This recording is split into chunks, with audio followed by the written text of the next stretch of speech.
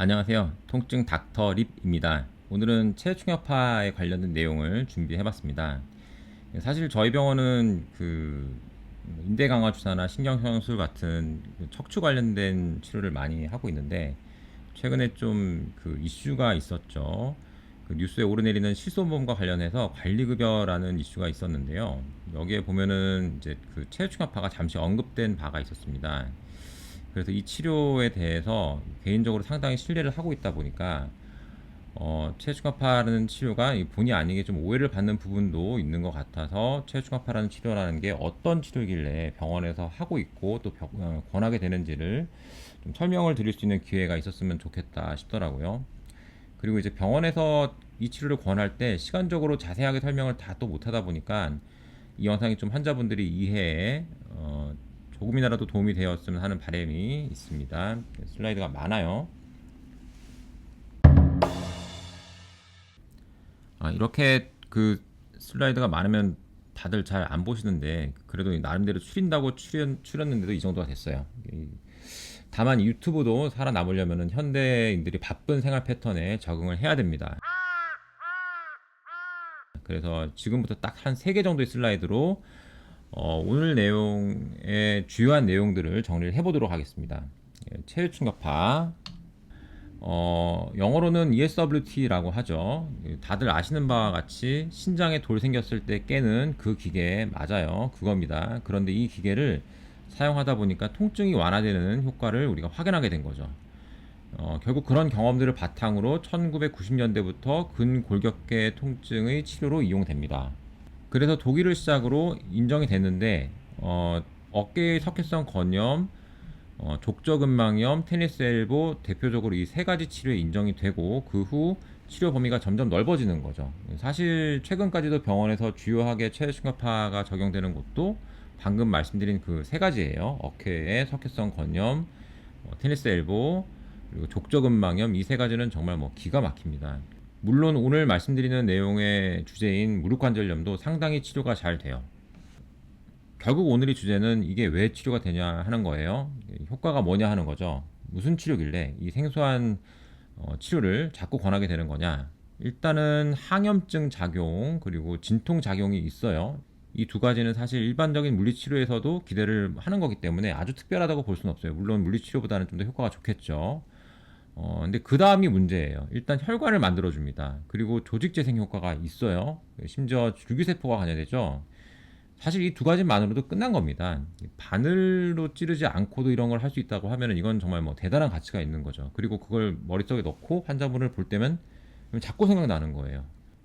혈관, 재생, 이거 해야 될 것 같은데. 자연스러운 겁니다. 심지어 날이 갈수록 적용 범위가 점점 더 늘어나고 있는데, 심지어 비뇨기과에서도 이걸 이용하고 있죠. 이걸 어디에 때리는지는 말하기가 어려운데, 아무튼 보기보다 효과가 있다고 합니다. 그리고 이제 저도 개인적으로 깜짝 놀란 건, 정말 놀란 건 피부 이식이에요.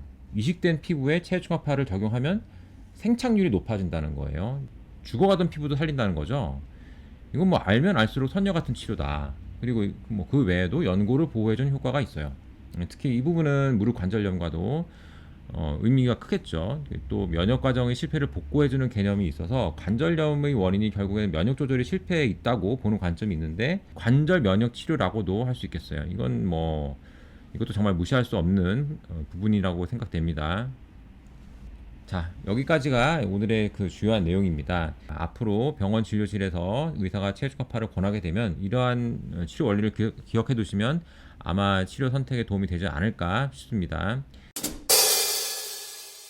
자, 지금부터 좀 자세한 내용들입니다. 벌써 걱정이 앞서네요. 그나마라도 줄여본 건데 슬라이드가 많습니다. 이 내용은 제가 얼마 전 학회 발표를 위해서 준비를 했던 내용이고요. 체중압파에 대해서 전반적으로 설명하고 무릎 관절염에서의 치료 효과에 대해서 설명했던 내용들입니다.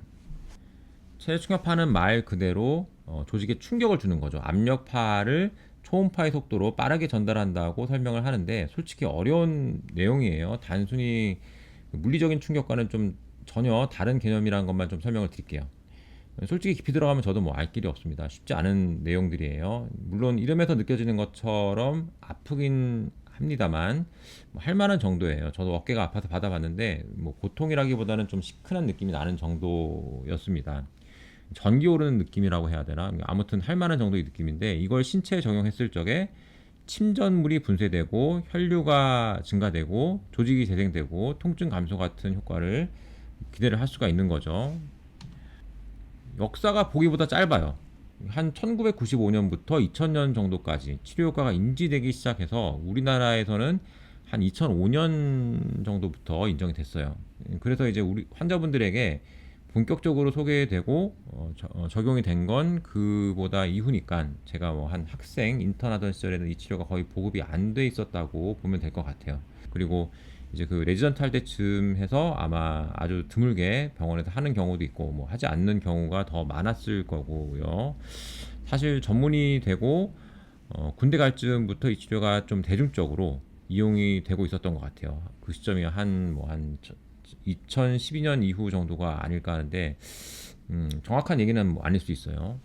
다만 확실한 건 제가 지금 일하는 병원을 만든 게 2018년 정도인데 그때마저도 이 치료를 병원에 드릴지 말지를 정말 상당히 많이 고민을 했다는 거예요. 이게 이론적으로 그리고 뭐 결과적으로도 치료가 잘 된다고는 알고 있었는데 정작 사실 뭐 그렇게 다들 많이 하는 치료가 뭐 아니라고 느껴졌던 거죠. 그래서 지금은 뭐 거의 치료기를 병원마다 대부분 가지고 있을 거예요. 환자분들의 치료의 필수적인 분야로 자리를 잡은 겁니다. 물론 아직도 보면 환자분들에게 설명을 하다 보면 이 치료를 처음 접하는 분들도 의외로 많아요. 치료의 의미는 뭐 앞서서 살펴봤기 때문에 좀 넘어가겠습니다. 외래에서 체중압파를 설명하다 보면은 그 이름만으로도 소스라치게 놀라시는 분들이 있어요. 정말 고통스러운 치료로 기억하시는 분들이 있는데 사실 뭐 꼭 그렇지만은 않은데 이게 종류가 있어서 그렇습니다. 이게 체중압파라고 다 같지가 않다 보니까 어떤 분들은 이걸 너무 아픈 치료라고 기억하시는 경우도 있는 거죠. 그 아픈 체중압파는 여기 그림에서 보시는 마지막에 있는 방사형 기계예요. 이건 타격이 피부에서 강하게 들어가기 때문에 정말 좀 많이 아파요. 솔직히 이 기계는 처음에 저희 병원에서 데모를 했다가 너무 아파가지고 저도 뭐 기절초풍하는 줄 알았어요. 그래서 당시에 아무리 좋아도 이거는 못하겠다 싶어서 여기 보시면 그 왼쪽에 세 가지 형태 있죠. 이 세 개가 모두 비슷하게 생겼는데 집중형으로 묶어서 이렇게 분류가 되어 있습니다. 결국 이런 형태로 치료를 받아보니까 이건 좀 할만하다 싶더라고요. 효과도 상당히 있었고요. 그래서 병원에 준비를 하게 됐습니다. 기계마다 각각의 특성이 있기 때문에 절대로 다 같은 기계라고 생각할 수가 없고요. 어떤 기계가 더 좋다, 뭐 가장 좋다 이런 건 좀 말하기가 조심스러운 부분이에요. 하지만 이 그림에서 보시면 여기 이제 붉은색으로 표시된 면적이 치료 적용 부위라고 이해해 주시면 좋을 것 같아요. 결국 치료할 부위의 면적이나 깊이 등에 따라서 뭐 선택을 해야 되는 건데 저희 병원에 있는 기계는 요 그림 중에서 여기 네 번째에 나와 있는 일렉트로마그네틱이라는 형태이고요. 치료 부위가 약 한 깊이가 5에서 10cm 정도로 정의가 되죠. 치료 면적도 너무 광범위하지 않고 적절하게 넓은 편입니다. 특히 실리콘 패드 같은 부속물을 이용해서 깊이 조절을 할 수 있는데 뭐 이렇게 되면 아주 얕은 곳에 있는 병변도 치료할 수가 있어서 장점이 많아요. 체중압파는 일반적인 물리치료와는 좀 구별이 되죠. 물론 물리치료의 한 분야로 되어 있긴 합니다. 두 가지 단계를 통해서 그 효과가 구현되는데 일단 그야말로 기계적인 타격에 의한 1단계가 있고요. 그로 인해서 발생하는 후속적인 과정에 해당하는 2단계가 있습니다. 특히 이 두 번째 단계에서 발생하는 치료적 과정이 상당히 뭐 빛이 납니다. 1단계는 아무튼 그 약간의 물리적인 손상이 발생되는데 미세한 조절을 통해서 세포 수준에서의 조직 손상을 유발하는 거예요. 이런 작은 손상은 아무런 후유증을 남기지 않고 사라진다고 보시면 돼요. 하지만 이제 그로 인한 후속적인 효과는 메카노 트랜스덕션이라고 하는 과정을 유도하기에 충분합니다. 조직의 치유와 재생에 유익한 조직 반응을 유도한다고 보시면 되겠어요. 여기서 그 캐비테이션이란 좀 특이한 그 현상이 발생하는데 이게 어떻게 치료 효과를 내는지는 조금씩 밝혀지고 있지만 뭐 상당 부분은 현재까지도 미지 영역인 것 같아요. 이 캐비테이션을 만들어낼 수 있어야 제대로 체중압하다라고 할 수 있을 정도로 중요한 부분인 건 뭐 확실해요. 다만 방금 말씀드린 것처럼 미지 영역인 부분도 있다 보니까 뭐 한 번 치료할 때 한 부위에 너무 오랫동안 적용을 하면 좀 주의가 요구되는 부분도 있긴 합니다. 자, 조금 전 말씀드린 2단계에서 중점적으로 돋보이는 부분은 재생이라는 키워드입니다. 아주 중요한 부분이에요. 외래에서 환자들을 치료할 때 자꾸 체중압파가 입에 오르내리는 것도 바로 이 때문입니다. 이런 재생 효과는 근육이나 인대, 뼈 조직에만 머무르지 않고 심지어 말초신경의 재생 효과 역시 인정되고 있죠. 최근에는 척수신경 같은 중추신경계의 재생 효과도 연구되고 있는 걸로 알고 있어요. 아무튼 신경에도 안전한 치료입니다. 우리가 체중압파 치료를 권하게 되는 또 다른 키워드가 바로 이 엔지오제네시스, 신생혈관을 유도하고 만들어내는 능력이에요. 이런 작용은 뭐 이미 다각도로 증명이 된 터라 이 특징을 이용해서 근골격계 치료 외에서도 뭐 다양한 분야에서 치료 적용이 되고 있을 정도예요. 특히 만들어진 그 혈관으로 줄기세포가 들어옵니다. 그리고 줄기세포를 유인하는 역할도 하죠.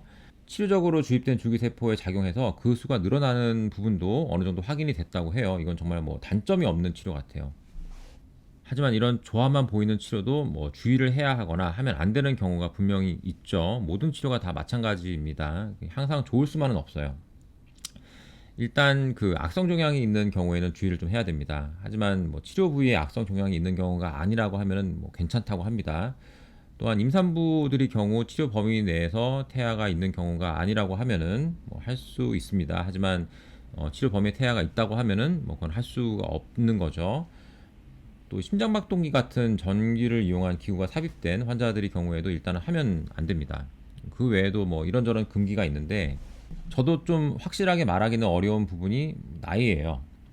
사실 아마 이게 제 기억으로 18세 미만 환자들은 체중압파가 금기였던 걸로 기억을 하는데 성장판에 영향을 주지 않는다는 게 최근 밝혀지면서 청소년에서도 치료가 가능하다라고 알려지고 있어요.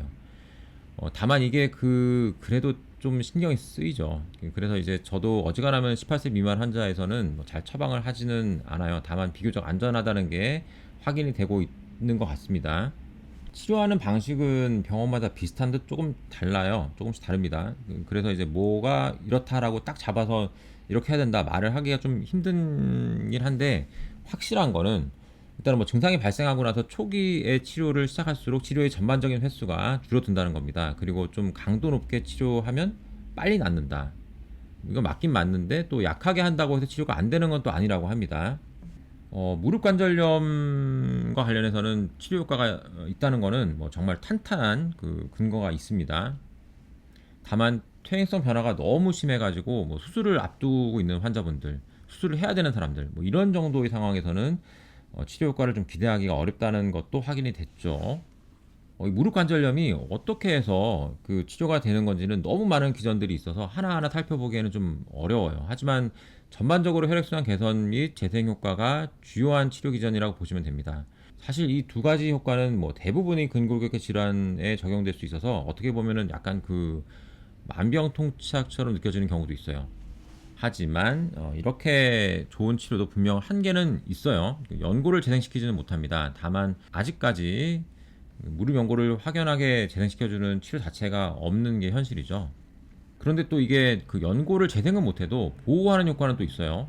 이건 뭐 연골 하골이 리모델링을 통해서 가능하다고 하는데 쉽게 말해서 잇몸이 탄탄하면 이가 튼튼해진다. 뭐 그런 말을 하잖아요. 이런 것과 좀 비슷하게 생각하시면 될 것 같아요. 제가 체중압파 치료에서 주목하는 점은 이 치료가 면역계에도 영향을 준다는 겁니다. 물론 좋은 방향으로 영향을 주는 거겠죠. 보통 관절염이 발생하고 진행하는 데 있어서 면역 체계의 이상 반응이 관여한다고 알려져 있는데 이러한 부분을 보완해주는 역할을 한다는 거예요. 그 면역 노화라는 개념이 있죠. 그 네이버에 찾아보시면은 사전 기능에서 서글프게도 막을 수 없다라고 나오더라고요. 근데 이제 이게 고강도가 아닌 저강도 체중압파가 이런 면역 노화를 반전시켜준다는 증거들이 확인이 되고 있다는 거죠. 말하자면은 관절 면역 치료인 셈이죠. 중요한 건 저강도 체중압파로 수차례 반복했을 때 확인이 된다는 거고요. 오히려 고강도 치료에서는 그런 효과가 좀 감쇄된다고 알려져 있습니다. 자, 오늘 말씀드릴 내용은 여기까지고요. 다시 핵심을 짚어보면은 체중압파가 정말 좋은 치료다 보니까 자꾸 외래에서 권하게 되는데 뭐 이건 어쩔 수 없는 것 같아요. 특히 혈관을 만들어내고 조직을 재생시켜주는 효과는 일반적인 물리치료에서는 기대하기 힘들죠. 무엇보다 관절 치료에 있어서는 면역 치료 효과까지도 밝혀지고 있다는 겁니다. 연골을 보호해주고요. 자, 오늘도 긴 내용을 들어주셔서 감사드립니다. 구독과 좋아요는 아주 큰 힘이 됩니다. 눌러주시고요. 다음에 또 볼만한 영상으로 돌아오겠습니다. 오늘은 여기까지.